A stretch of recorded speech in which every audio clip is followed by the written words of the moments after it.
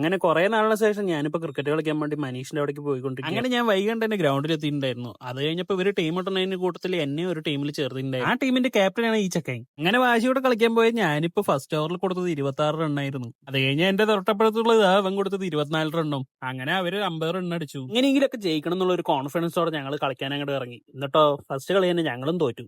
കഴിഞ്ഞ അവരുടെ second battle ഇറങ്ങിയതോ first ഓവറിൽ തന്നെ നമ്മുടെ ചെക്കൻ 2 വിക്കറ്റ് എടുക്കുകയും ചെയ്തു. അതിൽ തന്നെ ഫസ്റ്റ് കളി തോറ്റതും ഞങ്ങളുടെ കോൺഫിഡൻസ് ഒക്കെ പോയിക്കൊണ്ടിരിക്കുകയായിരുന്നു. പിന്നെ രണ്ടാമത്തെ കളി തോറ്റതോടെ പിന്നെ തീരുമാനമായി പറഞ്ഞിട്ട് അവിടെ ഇരുന്നു. അത് കഴിഞ്ഞിട്ട് ഞാൻ ബാറ്റിംഗിൽ ഇറങ്ങി ഫസ്റ്റ് ബോൾ തന്നെ ഞാൻ 6 അടിച്ച് പറത്തിയിട്ടുണ്ടായിരുന്നു. നമ്മുടെ ടീമിലുള്ള എല്ലാവരും നന്നായി കളിച്ച സ്ഥിതിക്ക് ഞങ്ങൾ ആ കളി ജയിക്കുകയും ചെയ്തു. അത്യാവശ്യം നമ്മുടെ ടീമിൽ വീശാൻ ആൾക്കാരുള്ളത് കൊണ്ട് കാറ്റിന് കുറവൊന്നും ഉണ്ടായിരുന്നില്ല. ഇതിന്റെ ഇടയ്ക്ക് ബാറ്റ് കിട്ടിയ സ്ഥിതിക്ക് എന്തെങ്കിലുമൊക്കെ ചെയ്യാൻ വേണ്ടിട്ട് ഞാൻ അവിടെ എന്തൊക്കെയോ കാണിച്ചു കൂട്ടുണ്ടായിരുന്നു. അത് കഴിഞ്ഞ് ബോളേഴ്സ് ഒക്കെ മാറിക്കൊണ്ടിരിക്കുകയായിരുന്നു. അതിന്റെ ഇടയ്ക്ക് ഞാൻ ഒരു 6 പിന്നെയും അടിച്ചു. അങ്ങനെ ഔട്ടായ സ്ഥിതിക്ക് ഞാനിപ്പോ തണലത്ത് വന്ന് നിൽക്കുകയായിരുന്നു.